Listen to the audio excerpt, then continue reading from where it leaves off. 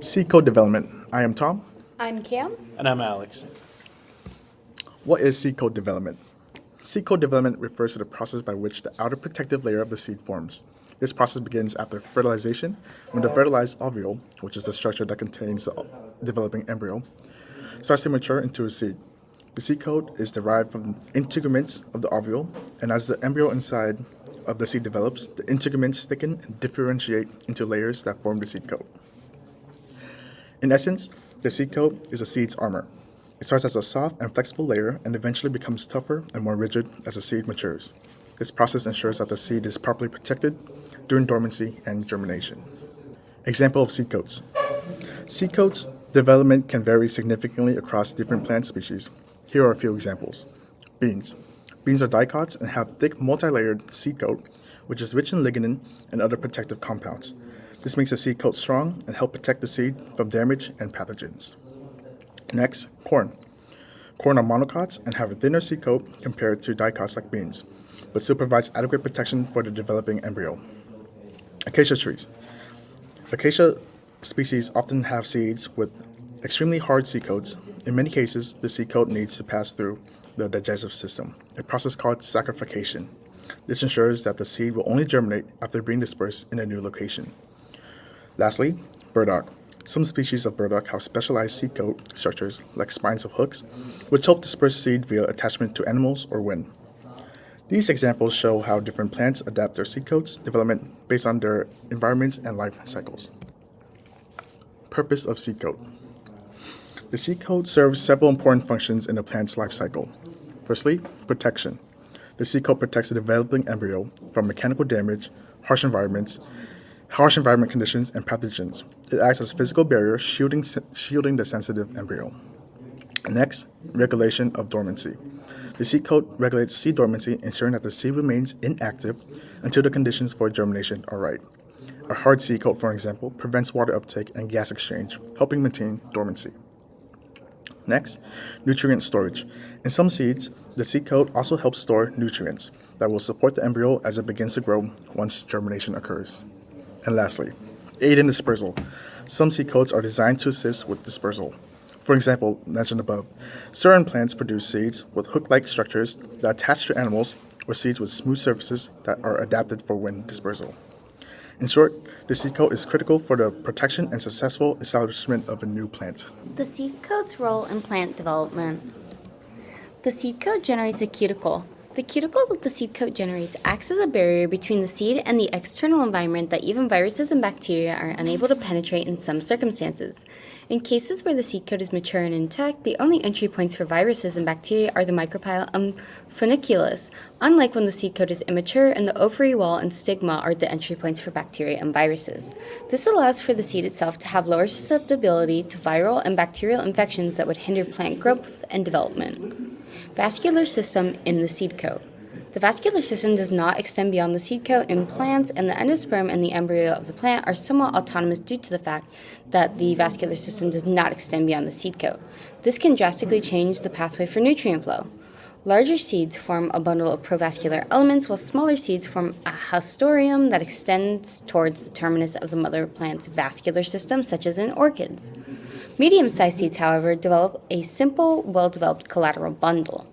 In larger seeded species, the vascular bundle is bulky enough to form cross-connections within the vascular network, allowing distribution of nutrients throughout the seed. The seed coat and gas exchange capacity. In the seed coat epidermis in mature seeds, it features little to no functional stomata, which implies that there is limited capacity for gas exchange.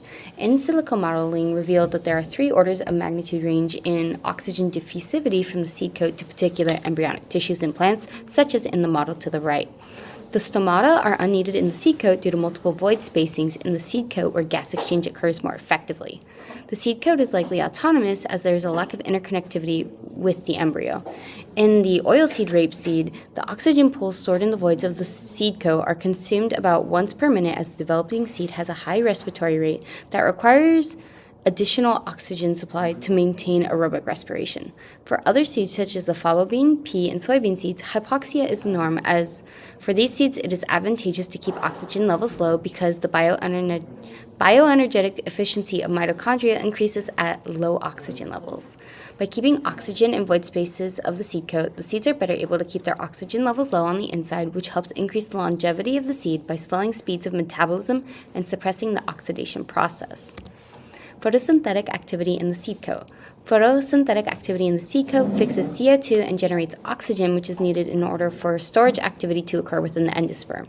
A high rate of respiration along with low permeability contribute to elevating internal levels of CO2, which encourages carbon dioxide refixation and restricts the loss of carbon in the seed. This allows for an important contribution to be made to the carbon budget within the seed, as it is not having to uptake as much carbon dioxide from the environment.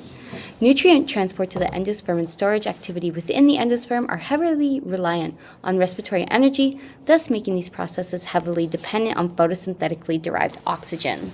I'm Alex, and we'll start discussing seed coat development at the mechanistic level. Most of the research we're going to be discussing is found in Arabidopsis thaliana. The primary driver of seed coat growth is cell elongation as a process.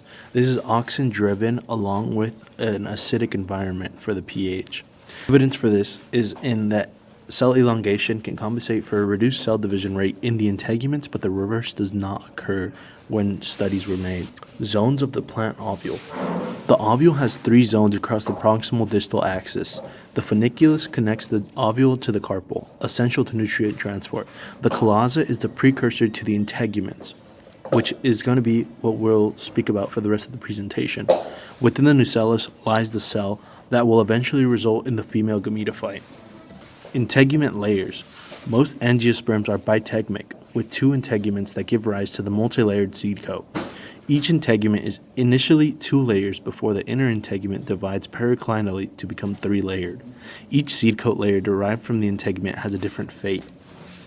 The endothelium is derived from the innermost layer of the inner integument, number 5. It is responsible for the production of protoanthocyanidins, PAs, which are condensed tannins, which result in brown-colored seeds in Arabidopsis. PAs also help against predation and pathogens, while assisting in seed dormancy and longevity. The endothelium is not necessary for viable seed development. The 2 outer layers of the inner integument undergo programmed cell death. These are 3 and 4. The 2 outermost layers of the seed coat, number 1 and 2, are the subepidermal cells and the epidermis. Subepidermal cells produce thick cell walls to withstand pressure from the growing embryo. The epidermis accumulates the polysaccharide mucilage, a player in seed dormancy and water uptake before germination. Once the mucilage is secreted, secondary cell wall material deposited into the cell forms the columella. The following genes are seed growth regulators, essential to seed growth at the genetic level. The haiku pathway genes, IKU1, IKU2, and Mini3 are expressed in the endosperm, affecting seed coat growth. This serves as evidence of the endosperm's role in seed size. Mini3 and IKU2 depend on SHB1 activity. This positive regulator of seed development promotes endosperm proliferation and delays cellularization when expressed with a dominant allele. Haiku pathway gene mutants still produce viable seeds, they're only smaller. This is evidenced by the diagram on the left, where the IKU mutation reduces endosperm size. The bidirectionality of endosperm and seed coat development is further evidenced by TTG2 and the IKU pathway. Mutants showed restricted elongation in the seed coat, which resulted in a decreased endosperm proliferation rate and early cellularization. TTG2 and IKU pathway genes both exhibit control on seed size, with TTG2 controlling maternally by regulating integument cell elongation and IKU doing so through the endosperm. Mutant TTG2 is defective for protoanthocyanidin synthesis and mucilage deposition in the seed coat. This produces yellow seeds compared to the wild-type brown in mutants. Finally, AGL2, a Madsbox transcription factor, has shown to be needed for endosperm-driven signaling to trigger seed coat formation. AP2 controls seed size through its effect on the early phase of the endosperm development and the size of the post-fertilization embryo sac. AP2 also affects cell proliferation and timing of the maturation rate phase in the seed. ARF2 and MNT2 serve as cell proliferation suppressors for integumental cells. AP2, TTG2, and EOD3 CYP78A6 control cell expansion in the integument. KLUH and cytochrome P45078A5 stimulate cell proliferation in the endothelium. The diagram on the left shows that AP2 mutants produce large seeds. A is the wild type, while B is the mutant. With that, we conclude our presentation on seed coat development. We thank you for listening, and we hope you learned something today.